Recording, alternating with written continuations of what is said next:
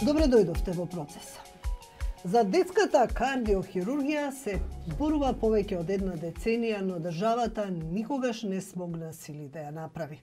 Операции на срце кај деца сепак се прават. Мој гостин денеска е многу добро познат на македонската јавност, доктор Владимир Чадиковски, детски хирург и кардиохирург, наскорно официјално. Да, за кратко. Така, со сертификат. Добре дојдовте. Добро најдов. Што туку доаѓате, еве на брзинка ве земавме од една операција, кај еден многу мал пациент, кај едно мало бебе, како поминавте една долга операција?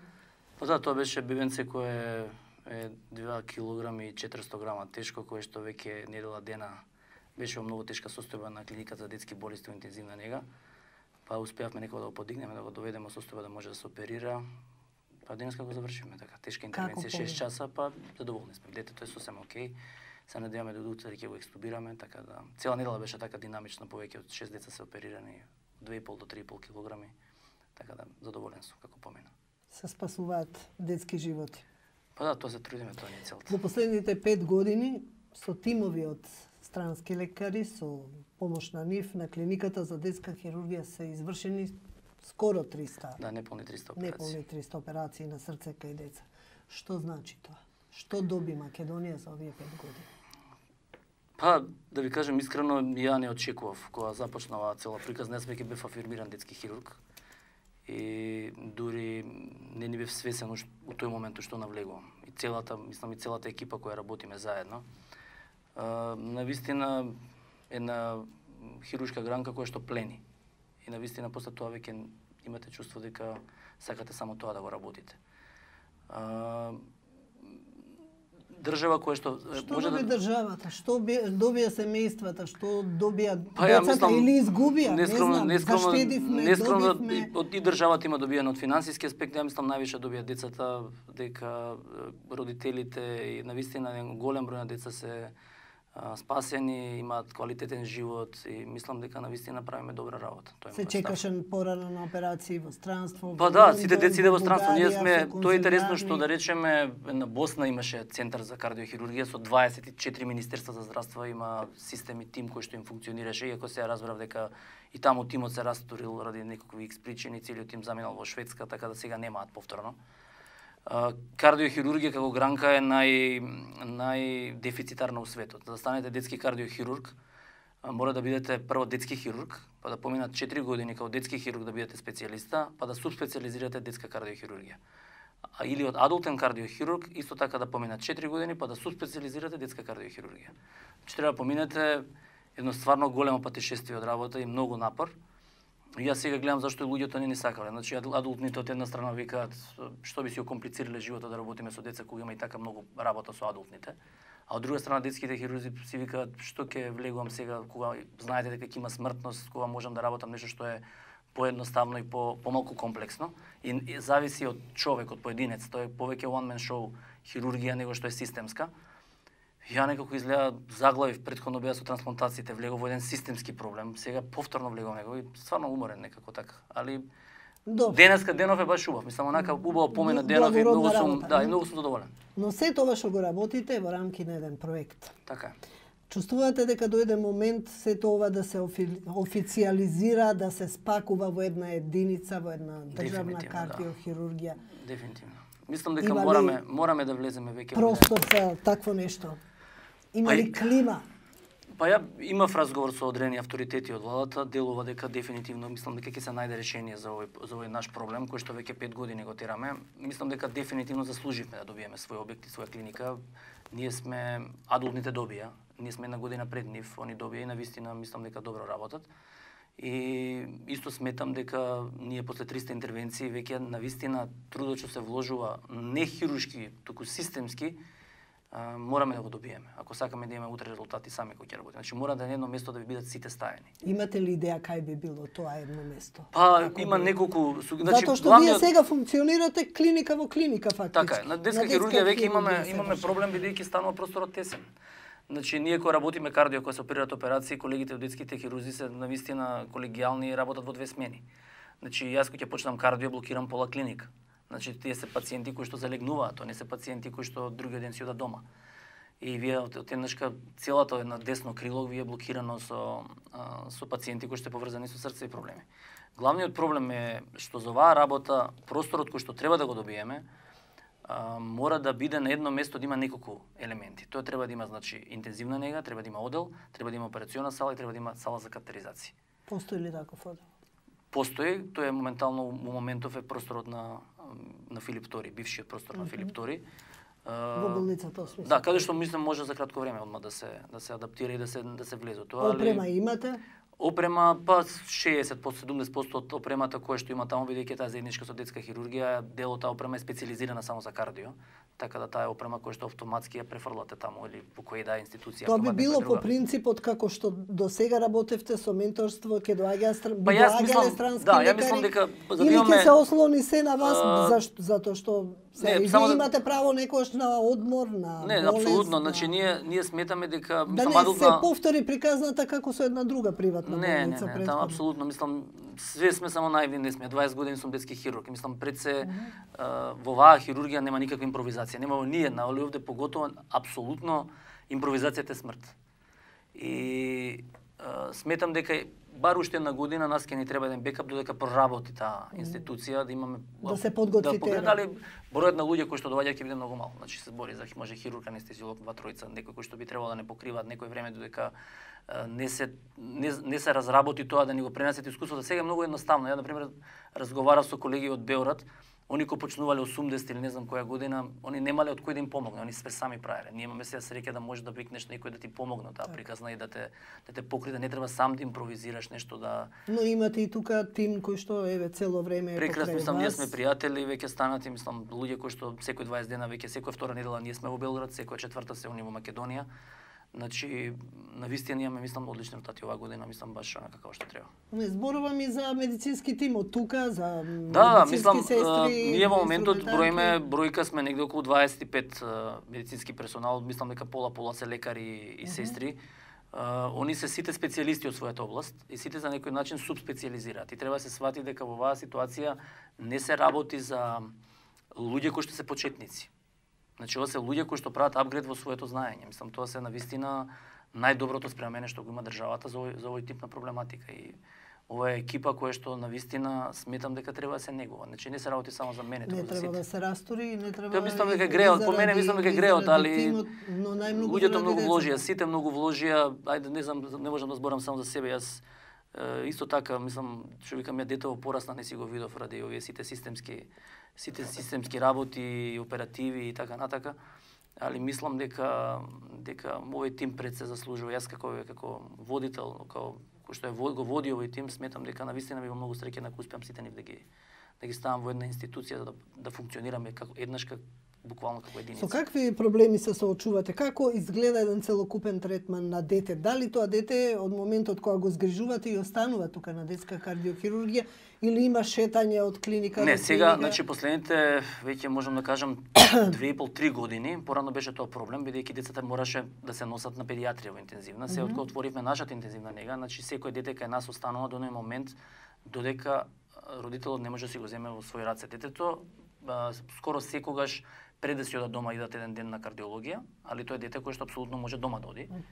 И таму веројатно, мислам неверојатно, туку таму се прават оние основни испитувања да можат понатака да го следат. Значи ние имаме еден список на деца во однос на итноста, бидејќи тие нонстоп се раѓаат и тој список знае некогаш да се измести, но децата се припремаат на кардиологија, се ревидираат од страна на професорите од Београд во моментот и тие деца што се спремни за интервенција се праќаат кај нас. Ако е во интензивна нега некакво дете, тогаш се носи со машина кај нас, се спрема, се оперира и кога све тоа ќе се извлече, тогаш се враќа назад. Во моментот мораме, бидејќи немаме ситуација со катетеризација, во Аџибаден ги правиме катетеризациите, значи тоа доаѓа службено, мислам доаѓа специјализирано возило, се зима детето, се носи таму. Значи се разнесува. Да, тоа е моментот, значи екстремен напор за да немаме компликации, за да немаме проблеми. Мислам организационо мораме 30 луѓе се на телефон, како тоа да го изведеме за да немаме никаков проблем. Мислам, и стварно вистина напорно е. Уморни сме. Наидувате ли на некакви обструкции, нешто што ве кочи изминатиот период или сега? Обструкции. Знаете како, ја мислам дека кај нас главниот проблем е да седнеш 10 експерти од една област иста маса и да извадат заклучок за нешто заеднички. кај нас функционира во оваа држава, на пример, каде што кардиохирургијата и трансплантациите се единствени гранки кои што се системски зависни. Ако вие како држава ги имате тие, вие немате проблем со ништо друго да имате во здравството, од стручен аспект збориме. Вие можете на секоја клиника најдете експерт кој што е едуциран надвор и кој што е спремен врхунски доктор. Дали ќе отидете на абдомен, дали ќе отидете на торакално, дали ќе отидете на детско, дали ќе отидете... Значи сегде може да најдете човек кој што сам ја врши работата и да ви излече од таа ситуација. Кога бара систем, значи ја можам да сум најдобриот кардиохирург на свет. Ако ја немам добра интензивна, ако немам добри кардиолози, ако немам добри сестри, ако немам ништо, мислам едноставно не е тоа поентата. Значи овде е системска работа која што навистина државата вложи во овие луѓе. И навистина е греота сега да се растори, навистина, а уморни сме веќе. Ќе го побарате ли тоа од новиот министер? Сега следниот? Па да, ја мислам навистина, мислам дека тоа е приоритетно да се направи во некој скоро време, да знаеме на што сме на некој начин. Дали ќе институционализираат, ќе направат клиника за таа намена или не. Така да ќе знаеме. Сушност тоа не е и некоја голема инвестиција, ако веќе има простор не е... Па не, ако успеа да направат за адултна кардиохирургија, што е проблем направат за детска кардиохирургија, мислам стварно навистина не гледам разликата, мислам не гледам поентата. Така. Додека вие работевте и опериравте, сепак деца се носеа во Бугарија, се даваа конзилиарни. Тоа се... Таа ми е најголема рака рана. Значи, Зошто не знам зашто. На некој начин ја и родителите некојаш ги разбирам. Не некојаш, скоро ги разбирам. Значи, по принцип главниот проблем е се зависи првиот контакт што го има родителот и со кого го има. Ако вас ве убеди некој доктор, имате доверба во него и му кажете слушајте ако идете на детска хирургија таму ќе ви го тепаат детето, вие нормално дека ќе заземете став да одите на некое друго место. Ја ги разбирам и тоа веројатно и мене да ми го кажат, може ја би изреагирал така. Проблемот што е што најмногу ме револтира. Ако вие се бавите со детска кардиохирургија и јас се бавам со детска кардиохирургија, и вие кажете дека боле оперирате од мене, ја немам никаков проблем. И поштојам. Али вие да не се бавите со детска кардиохирургија, а да викате дека ја не знам детска кардиохирургија, тогаш имате проблем. Значи ни дошле, ни виделе. Ја не викам кај нас во детска кардио поготово бидејќи сите тие што ги слушаш. Значи сугестии од разни лекари. Како да ви обяснам, значи хирургија е многу едноставно. Земете ја камерата, у моментов сега, дојдете на детска хирургија, во овој момент сега има 5 деца од 2,5 до 3,5 килограми оперирани во оваа недела сега, сите се екстубирани освен ова денешното и сите се со родителите се хранат. Значи, многу едноставно е. Значи, ние нема криење тука. Значи, тоа е институција која има 150 вработени. Како може ние нешто да скриеме, нешто да... Значи, треба да дојдете да видат. Навистина енормен напор се вложува. Ајде да ги разбиеме дилемите. Имаше некои семејства, една или две семејства кои што страшно, мислам, се обратија до Министерството за здравство. Само можам да кажам дека им служи на чест. Ништо повеќе од тоа. Тоа е нивно мислење. Колкава е смртноста? Знаете како, смртноста, ако ќе се постави како прашање... Ако имаме у обзир дека ова највисока гранка или најкомплицирана гранка... Во моментот кај нас, значи, ние имавме, знаете како тоа, смртноста, ако ќе се каже, е многу релативна. Статистиката е многу релативна работа. Ќе ви објаснам, да не искочи дека демагогија држам дома, или ќе ви објаснам. Ви имате дете со хипопластично лево срце, кое лежи 51 ден во интензивна нега. И тоа му нема спас. И, значи, смртноста е огромна после операција. Скоро 80%. И фамилијата ви доаѓа, ви имаат притисокот. Им лежи дете на терапија, треба да се оперира, али веројатноста да го спасите до дете е минимална. Ве мола да го оперирате детето. И ние свесно влегуваме во таква операција. И тоа дете ќе живее месец дена и ќе почине. И тоа ви влегува вас во статистика. Ме разбирате, значи нас не ни умираат, значи на сама операција. Значи тоа умираат по 3-4 месеца деца кои што верувајте дење ноќе стои доктор и сестра на днев. Значи ние оваа година имаме 4 смртни случаи од скоро 60 интервенции. Ја да ги видите тие деца, каква борба. Значи тоа се деца со милион мани на нив. Значи треба да ги видите тие деца со Даунов синдроми, со АВ канали, со пулмолни хипертензии, родилна маса од 1.800 кг, 2.200. Значи кој ќе се каже тоа, знаете, у Европа од 5 до 7%. Значи ние пративме од тој центар, имаше 4 деца пратени, 3 почина во странство кога отидоа сега. Ја не викам дека колегите не знаат да работат, но тие се екстремно тешки деца отидени, смртноста е висока и на нив умираат. Значи таква е патологијата овде. Ја викам наједноставно да си хирург да правам сунети. Ке си бидам, сите ќе ме сакаат, смртност 0, ќе ме викаат на свадба, радосен ќе си бидам. Значи јас се бавам со одреден број на колеги кои што се броиме на раце со најтешката патологија од детска хирургија, детска кардиохирургија. На рака се броиме. И сега нормално е вие ако се бавите со таа хирургија, не наједноставно ќе речем не оперирам. Не зборам за кардио, зборам и за детска хирургија. Не може никој со сила да ме натера. На први плата ќе земеш. Што е со смртноста на гинекологија? Зошто имате ли објаснување зошто толку деца умираат? Дали тука има влијание срцевите аномалии? Како не. Значи, јас на гинекологија, бидејќи имаме тесна соработка со клиниката за гинекологија, ја ги познавам колегите сите таму и ги почитувам, што е најискрено го кажувам. Ја викам просто е, мислам, ако имате 20 инкубатори, имате 50 прематуруси, значи веројатноста да ви умрат тие е огромна. Значи бебе кој се вади, да речеме 4 пати бев во Америка за кардио, значи бебе кога го вадат прематурус од кило и пол, целофан го ставаат од тука до тука да го пренесат. Бидејќи од 37 степена за 2 метра му е 35 степена температурата. Значи транспортот само ќе влезели во хипотермија, ацидоза и умира. Значи сакам да ви кажам дека работите се јасни, нема тука некаква филозофија во медицинава. Точно се знае, значи како и треба да се згрижат тие бебења. Ја можам оваа дистанца сега кажам бидејќи сум шеф на интензивна веќе 2 години на детска кардио и можам да кажам ние ништо проаѓавме се како да профункционира тоа. Али знаете како многу е поедноставно е кога почнувате од нула и кога имате едукатори од Америка или од Србија од кај да се и кога знаете како тенис кој играте, ако никад не сте играле тенис, ако земете тренер ќе ви ги покаже и вие имате најдобар стил. Ако веќе сте играле тенис, многу тешко е да ви ги променат навиките и стилот на игра. Значи, и затоа ние почнавме и се едуциравме од нула, од по принципи како што треба да се работи. И значи не може нешто да не фали кај нас во интензивна. Значи ние да речеме имаме ситуација, ако имате вие ние кои имаме програм, имам сестра. Ако имам сестра кај нас максимум може да води 2 деца. Третото дете ако се појави, ние прекинуваме со програм. Нема операции. 2 сестри, 4 деца. Ви имате на гинекологија една сестра, 17 бебиња. Па ролерки да ставите на сестра, не може да ги стигне. 2 бебиња во еден инкубатор. Тоа не сум видел, по принцип не можам да кажам, али знам дека една сестра згрижува. Да, окей. Една сестра згрижува 17. Еден доктор покрива 30 бебиња. Мислам тоа е, не знам, фантом да е, не може да ги покрие тие бебиња. Затоа ви кажам, кај нас на тој принцип функционираме. Значи, знаеме дека третото бебе кој ќе се прими, едно да искомплицира, сите сме околу него, другите мора да ги оставиш. А тоа се деца што имаат по 10 инфузомата и перфузори. Тие се толку тешки деца, не може да ги оставиш 5 секунди. А се гледаат ли одма децата со срцеви аномалии? Се проверуваат ли сите бебиња, сите тоа е услов, значи тоа е нешто што мора да се направи. Постои ли таква стратегија таму? Ја не знам, искрено, али мислам дека не се прави. Не можам да се убедам, али мислам дека не се прави. Дури мислам и сигурно дека не се прави, ама и да не можам да тврдам со сигурност дека не сум таму.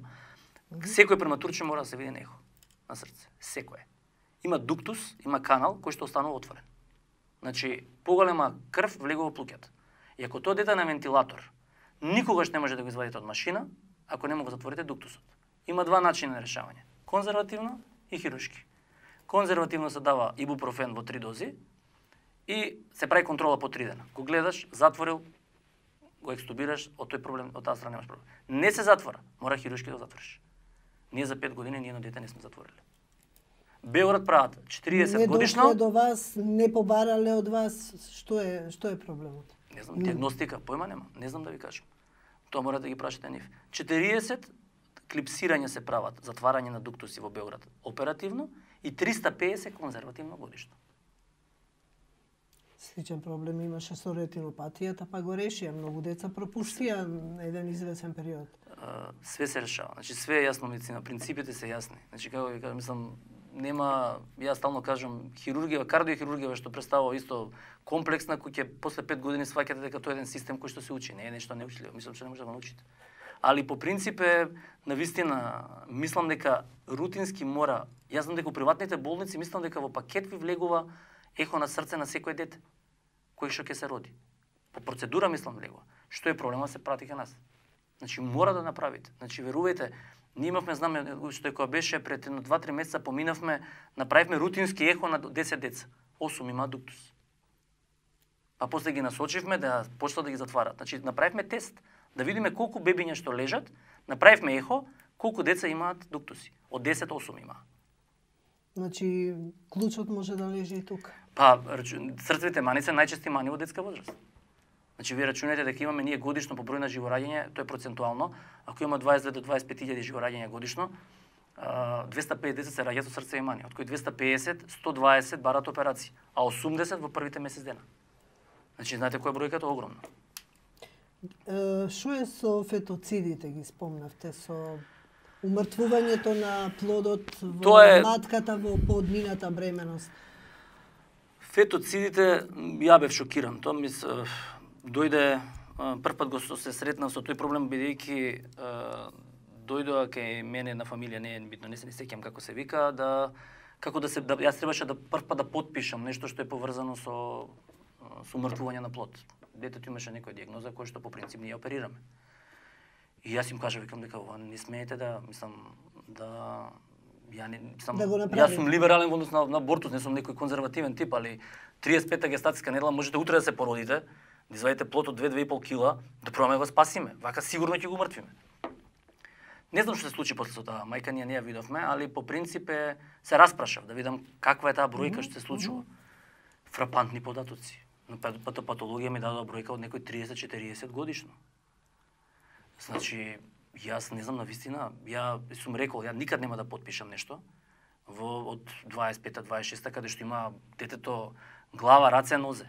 Мислам, чука, срце, функционира, умртвувањето на плодот е високи, се ставаат високи дози на калиум во срцето на плодот. Тоа не е киретажа. Ме разбирате? Тоа е убиство.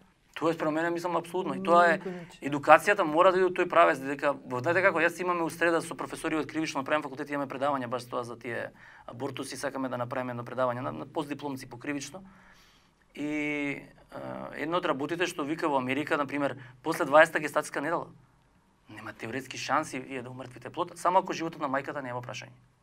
Само тогаш мора да се извади.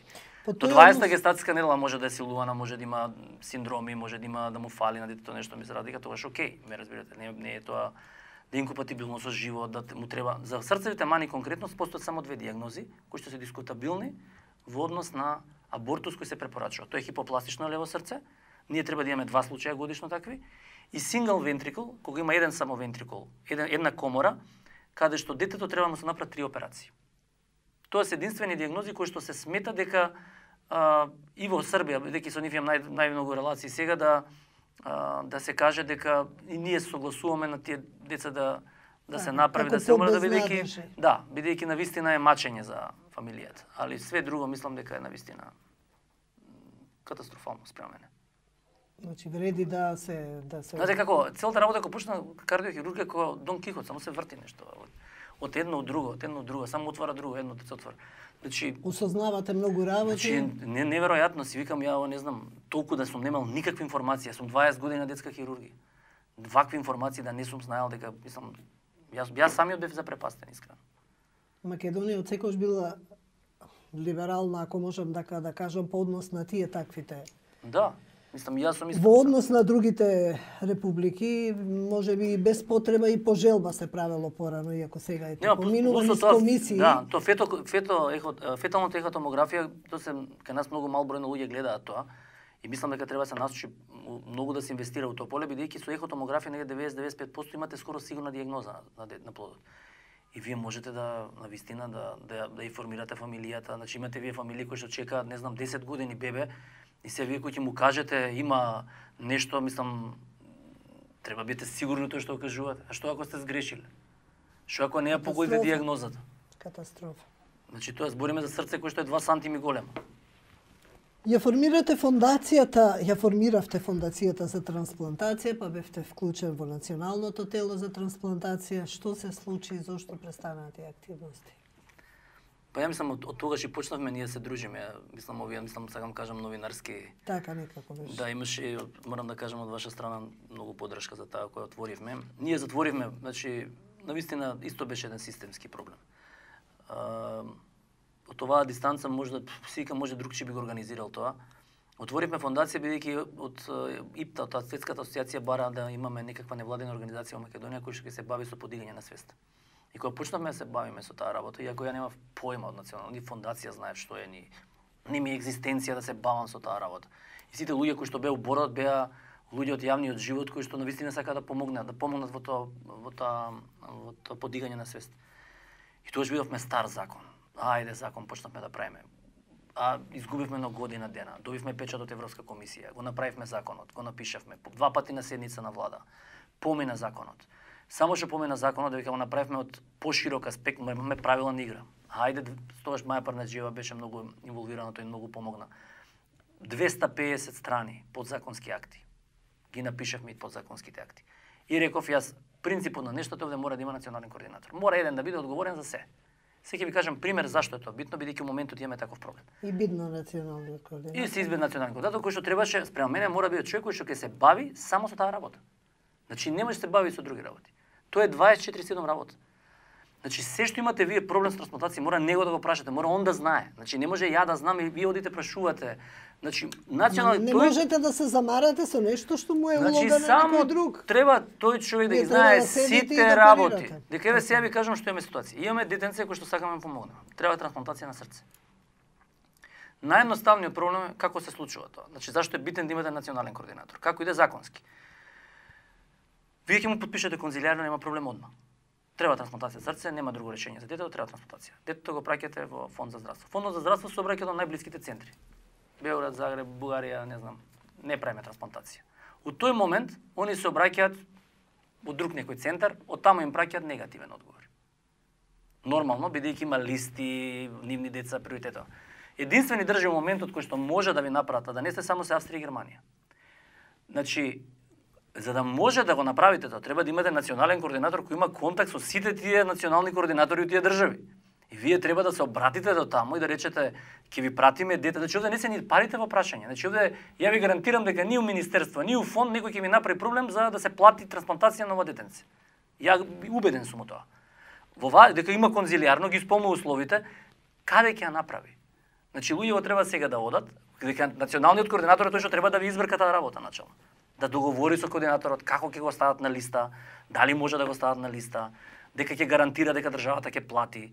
Србите се ми кажуваат дека они почнале со Австрија, фондовите нешто не се договориле, не платиле едно-две, прекинале со работа со Србија. Вика немаме, само Америка може да праќаме се. Како ја одигра улогата националниот координатор? Тој ќе мора со неа да зборите.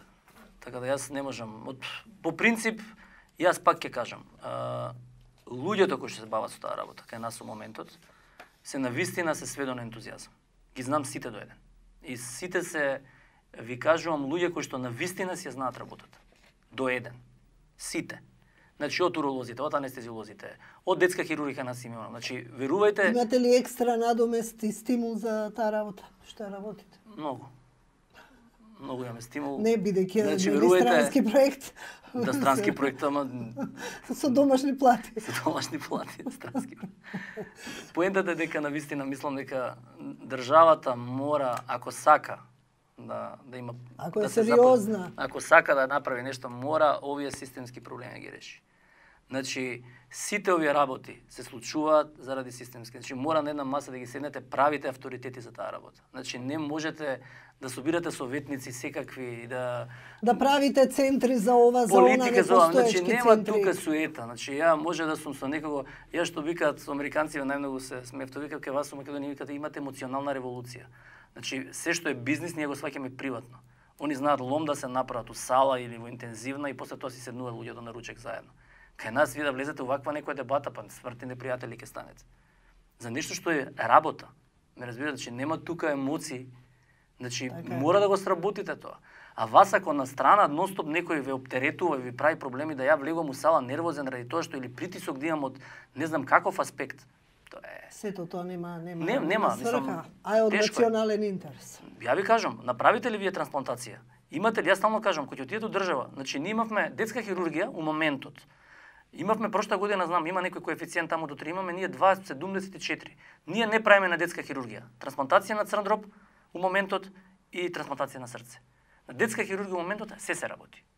Кардиохирургија, цела патологија што се работи детска хирургија, трансплантација на бубрези. Значи, само да кажам, треба да негувате такви институции.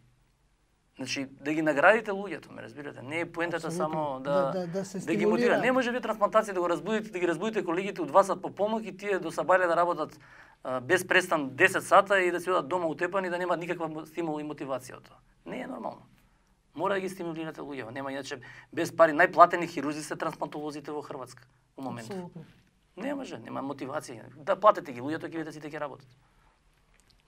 А на сметка на тоа Како со дежурства, ги качи дежурствата, сега не можеш да дадеш ден за дежурство, бидејќи луѓето сакаат да дежурат. Да, сега сите ви љубоморат, највисоки дежурства имате, да. Ги покачи дежурствата, се не можеш викенд да најдеш.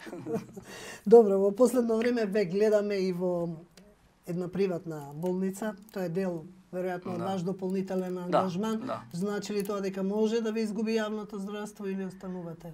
Јас работам дополнително, таму тоа искочи, мислам, јас имам одлични релации со таа институција, работам дополнително, иначе во моментот не. Енергијата, сега целата енергија ми е насочена да целиот тим не можам да го оставам во моментот, значи морам да го понатака ќе видим. Ако се оформи ова, навистина ќе не чека повторно многу работа, али ќе си имаме куќа. Но тогаш ќе вреди зашто? Да, ќе имаме куќа. Мислам, навистина не сакам да зависи само од мене. Во моментов навистина зависи од организационен аспект. Не зборам го кажам, че секој сме специјалисти од својата област, али организационен моментов навистина повеќе овие други работи може да ве скршат. Не хируршкиот дел дали ја ќе работам до 10 сата или 15 сата, па макар било моментот и за иста плата кој што земат сите, али овие пропратни работи, ова притисоци од страна, девалвирање на вашата работа, да ве представуваат као не знам што, заради не знам какви причини. Искрено не знам. Јас се трудам да ги разберам, 100 пати дома сум зборел, не можам да сватам. Не можам, навистина. Може ли тоа малку да го објасните што е малку во завиткана форма? Морално-етичкиот аспект на тие луѓе не можам да го сватам.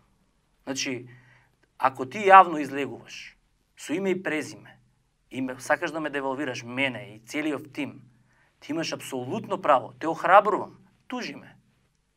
Има институции, има да провериме дали е навистина така, не е така, дали сме ве злоупотребиле, дали сме ви оштетиле некако, дали сме ви барале пари за нешто. Тужете, али има едно али. Ако не докажете дека сме направиле, тогаш ќе ме нарушите честа мене. И ја ова све што инвестирам, вас ке ве, јас ке ве гонам. Значи треба да бидете храбри од тоа што го правите и да сте убедени, иначе све шпекулација. Фејсбук може секој што сака да пише. Така е, да објасниме се работи за една или две фамилии, семејства. Да, има институции, значи таков притисок тоа не. Мислам, јас навистина ви кажам, ги охрабрувам да ме тужат. Али, кажувам, у моментот ако не се докаже, мојот цел тим позади, јас ќе ги донесам сите 30 наставници што учествуваат во тие третмани и сите тие луѓе да кажат дали негде сме сгрешили. Но вие сте им помогнале на нивните деца се живи.